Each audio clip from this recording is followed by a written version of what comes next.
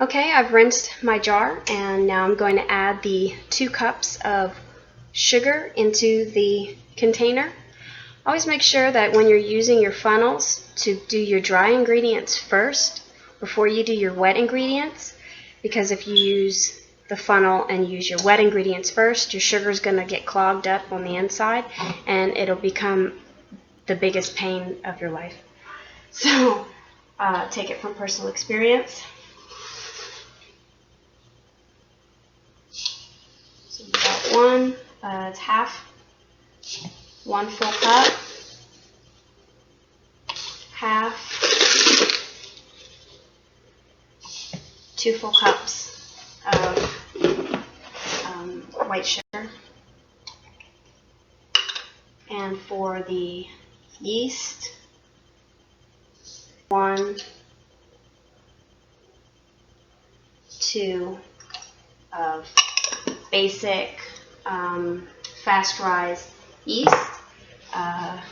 It could be used in your bread machines or just for making your homemade breads. Okay. Now you're going to add your wet ingredients.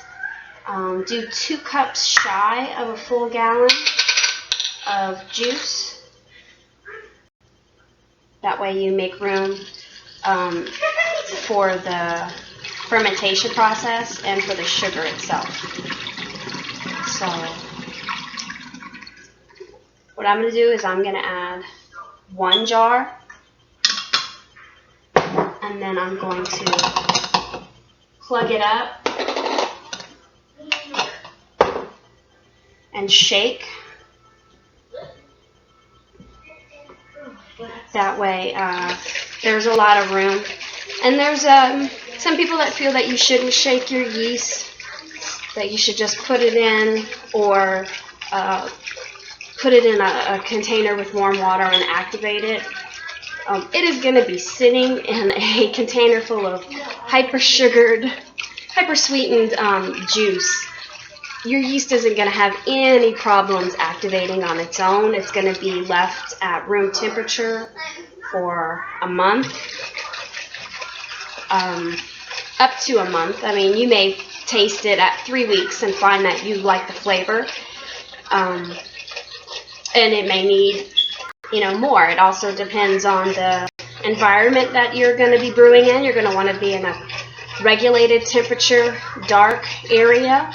You don't want light or sunshine being on it. You don't want it somewhere where it's going to have fluctuating temperatures, like in a bathroom or a laundry room or even in a kitchen, because of your cooking, your cooking and stuff. So you're going to have this constant fluctuation of temperature.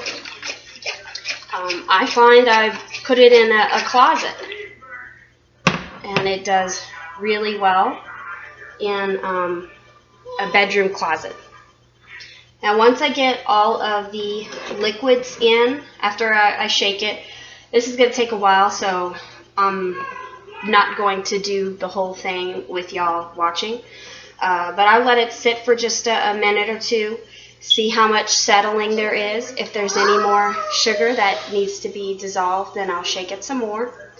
I will add another container, maybe not the whole thing, in here. I want to leave it up to about here.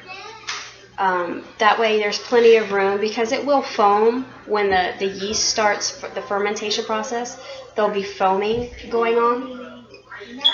I use a burper. There's a line. It's hard to see, but you fill it up with water up to this point, and as the fermentation causes gases, it'll go up the tube, and the air will be pushed through the water and up out the vented tap. But it won't allow outside air to get in, which you don't want outside air, because your outside air has its own yeasts and molds and whatnot, and that's nothing that you want inside of your brew.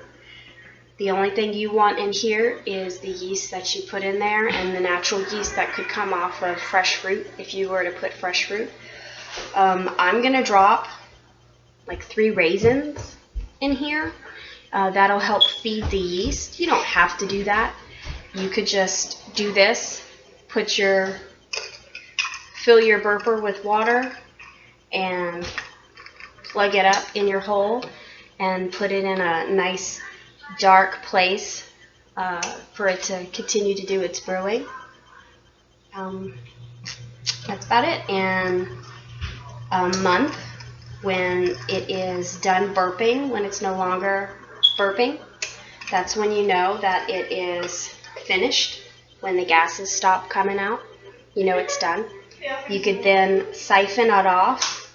I do have a large siphoner that I have for the larger batches. Whenever I do have fresh fruit, I do first fruits wine. And when I do that, I do use a very large... Hi, Mom. This is my son. A very large carboy, glass carboy. And the siphon's a very large one. So I'm not going to pull it out because it would be ridiculous next to this thing. But you siphon it off, leaving the settlement at the bottom. I find if you don't do that, then your product tastes a little yeasty. So you want to keep as much settlement out of your final product. Then I would let it sit for about a week, and that's it.